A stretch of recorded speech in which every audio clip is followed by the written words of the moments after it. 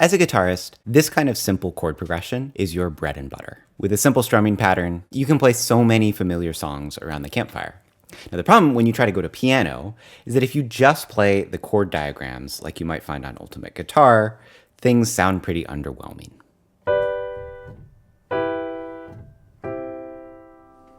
You want to play something that sounds more like you're a real piano player, something like this.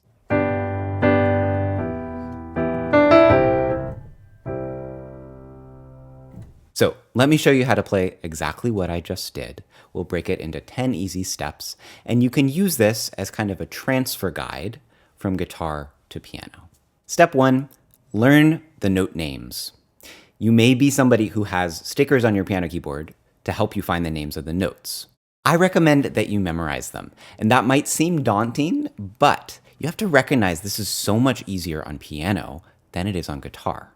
On guitar, if you were to find every single C on the fretboard, that's actually pretty advanced. You have to find it in all these different places. But on the piano, let's find C. It's just to the left of the group of 2 black keys, right? This is middle C. You now know what C looks like, and you could play every C on your piano keyboard without much difficulty. In fact, you can do that right now. All you need to do is that 7 times. There are 7 different note names. If you learn their distinct shape in the pattern of black keys, you will know all of your note names for the rest of your life. So I recommend treating that more as kind of a memorization challenge than as something where you want to label the notes on your keyboard, almost like flashcards. I have a 1-page resource that you can print out and put on your music stand if you want to leave it there for a few days. We'll leave a link for that. It's at my website. But you don't want to rely on it for too long. You want to memorize these note names and move on. Step 2 is to learn the chords that only use white keys. There are a handful of these, and these are kind of like those open chords on guitar, the easiest chords to play that use a lot of open strings. On the piano, the native key of the instrument is C major. If you just play white keys, you've played a C major scale. So there are a bunch of chords that only use white keys. If you can play a C major chord, which looks like this, you can just as easily play all of these other chords. D minor, E minor, F major, G major, and A minor. You can also play B diminished. That doesn't come up that often in pop music. At this point, we haven't graduated past those basic chord diagrams you would find on Ultimate Guitar, but I want you to learn these chord names by memory, and then I do want you to pick a few songs that you're going to learn potentially from a place like Ultimate Guitar. You want to look for some simple songs that only use these chords. You can just use the example progression I'm using in this video to start with if you're at a loss, but if you're coming from guitar, you may already know some songs that only use a few simple chords, and those are great candidates. One tip I have for you, if you are using an Ultimate Guitar chart, you can transpose things to the key of C. To transpose means to change something from one key to another key. It's the equivalent of using a capo on guitar. And Ultimate Guitar has a function where you can do this automatically. So if there's a song you really want to play, but it uses unfamiliar chords, it's worth checking. If you transpose the song into the key of C major, it's possible it will actually only use these handful of familiar white key chords that you've just learned. So at this point, you can play through your song in this very, very simple way. You're just playing we call these root position chords, these simple 3-note chords. Let's add in the left hand. And a lot of beginners will think that your left and right hand should do exactly the same thing.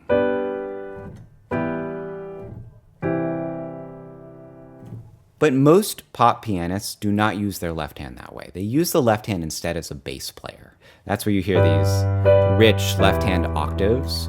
And we'll get to that in a moment. But first, I just want you to play single bass notes in your left hand. That'll sound like this.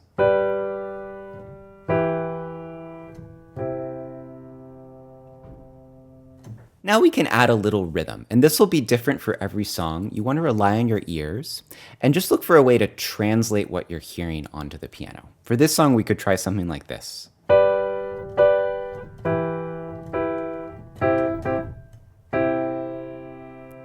So I did a couple things. The first will test your coordination. See if you can hold your left hand out for each of these first two bass notes, while your right hand plays a quarter note pulse. 1, 2, 3, 4. Then you can go back to hands together and play this rhythm. 1 and 2 and 3, 4. Simple rhythms like that are a little bit like the strumming patterns you might learn on guitar. And just like with strumming patterns, learn some basic things that make sense to you, and then experiment with them. Improvise a little bit, because every song is different. So you want to really rely on your ears and find what works for you when it comes to rhythm. Now let's add sustain pedal. First, make sure you have a sustain pedal. If you're playing an electronic keyboard like the one I'm playing here at my desk, it might look something like this. I want to make sure it's plugged in. And this is something we're going to play with our foot. There's nothing like this on guitar. But listen to the effect the sustain pedal has on the sound.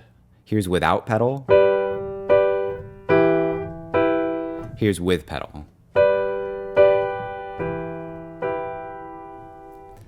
Especially when you're playing chords like this, the sustain pedal makes things sound so much better, so much more musical. Often beginner pianists playing chords, when they learn to use the sustain pedal well, their playing takes this huge leap, and it's really exciting. So let's talk about how that works. When you put the pedal down, it's going to sustain the sound, right? I can take my hand away and we still hear the sound. This means we can use the pedal to connect the sound of one chord into the start of the next chord. We call this changing the pedal. So I'm going to hold down the pedal for all of the G major chord, and then right when I arrive at E minor, I lift the pedal just for a moment before I put it back down. That's called changing the pedal. So you can do this in general at the start of every new chord.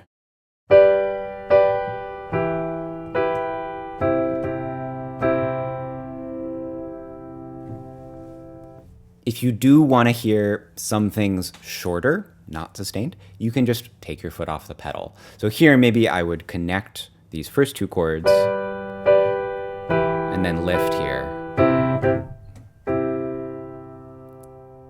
The main thing in learning to use the pedal is to connect your ear to the pedal. You want to learn how it changes the sound when you use the pedal. So again, experiment. And then once you get an intuitive sense for how it's impacting things when the foot is down and when it's up, you'll be able to let your ear guide you. Now let's add octaves in your left hand. An octave is the distance from one note to another note of the same name. And it makes your left hand sound much more like a bass player.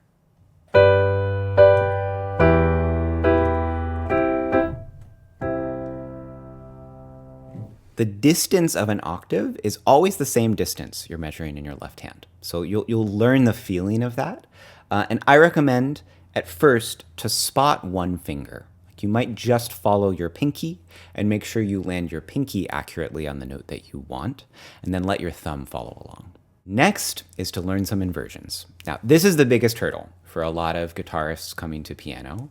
You don't need inversions for the early stages of learning guitar in the way that you really do on piano. So listen to the sound of this same chord progression with some basic inversions.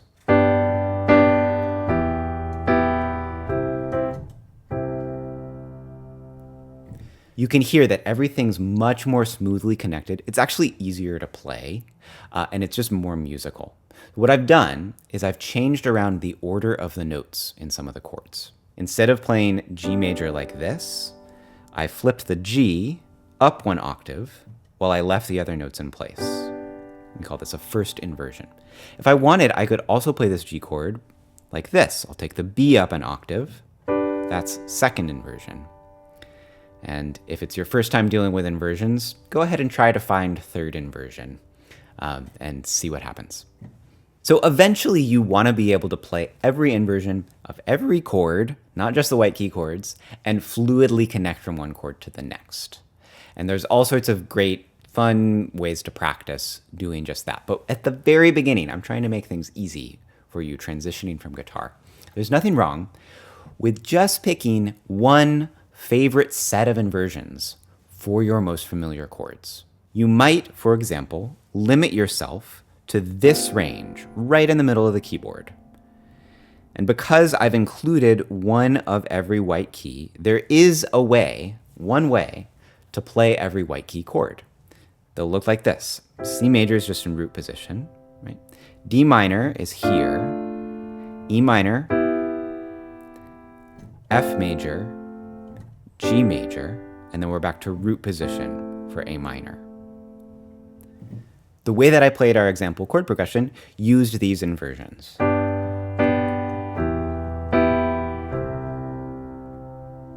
So to start with, you only have a few alternate shapes to learn for these inverted chords. And at this point already, you can voice lead well between chords. You have a good two-handed arrangement approach. You're using sustain pedal. You're playing some interesting rhythms. You are a pianist. Right? At this point, you can play songs and sound much more convincingly like a pianist than most guitar players. So congratulations. From here, we're just going to add some fun extra stuff. For step 8, let's experiment with some broken chords. This is kind of the piano equivalent of fingerpicking on guitar. You're holding out one chord shape, but then you're creating some extra rhythm and variety by playing the notes within the chord individually.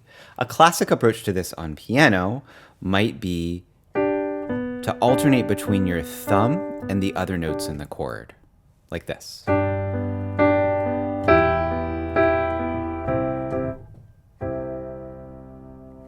That's a great way to create that eighth note pulse. You can also do it with single notes.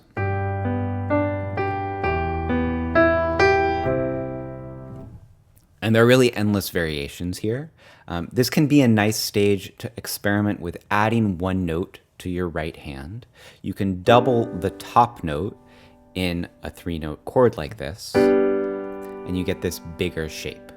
This might be difficult for some people's hands, but you can always experiment with how deep you're playing in amongst the black keys, and try to stay relaxed. Look for a position of your hand where you don't feel like you have to tilt your wrist in a weird way. So in the example, I think you saw me do that at the end of the progression on the C chord. Something like that. Now that little detail I just played, that was not broken chords. That was a pentatonic fill. And if you're coming from guitar, you might be familiar with pentatonic scales already. The way to think about them on piano is as 1, 2, 3, 5, and 6 of a major scale. In this case, I'm actually playing a song that I think is in the key of G major. All the chords belong in the key of C major as well. But because we're in G major, I want to use a G major pentatonic scale. And a lot of great fills just come from 5 and 6. So that's all I did there with that little fill. And this is very similar, not only to pentatonic solo language on guitar, but also things like hammer-ons. In folk guitar, when you do those little hammer-ons in a key like G major, a lot of times that's coming from the pentatonic scale. So that's really what I did here. I just went 5, 6, 1 in that key of G major. Now I threw some things in there, right? The major scale, numbering notes in the major scale. And those might not be familiar to you, but they relate to our final step, which is to start exploring other keys. Playing in other keys is so much harder on piano than it is on guitar. On guitar, you can use a capo, or you can just move things around. The same shapes, you can move back and forth up and down the fretboard, and you can play in other keys that way. On the piano, we have a different shape for every key signature. So a lot of the work in getting to be a more advanced pianist will go into learning the shapes of those different keys. Now, before you do that, there is kind of a shortcut you can use, which is that some keyboards have a transpose function. So there are some folks who come from guitar and they only ever play in C major on the keyboard, and they just use the transpose function. That's like your capo. But no matter who you are, eventually, to progress at the piano, you want to start playing other chords and playing songs in other keys. So that's a good place to start. Pick a song that you want to play it in its original key, and it's going to introduce you to new chord qualities that you might not have played yet following the steps in this video. But you can apply all of the same arranging tools in this video to songs in other keys with different kinds of chords. And then eventually, it's a great exercise to try taking a familiar song and putting it into a more difficult key. And this is sometimes really helpful for something like choosing a good vocal key for yourself. It's also just an amazing exercise for so many reasons. It's good for your knowledge of the piano keyboard, your familiarity with different keys, and it's really good for your ear. And that's it. We've got 10 steps for you to transition from playing chords on guitar to playing chord arrangements on piano. You're finding me here on YouTube. YouTube is great. It can be a bit of an overwhelming and frankly distracting place to learn music. So if you're excited about piano and you want something more like the guidance you would get with a great private teacher, helping you week to week plan your practice and improve over time with some of these trickier skills like chord inversions or playing in different keys. That's what my Piano Fluency membership is for. So you can head to pianofluency.com to learn more about that. I'd love to help you learn in that way. Either way, thank you for joining me in this video. My name is Ted with Piano Fluency.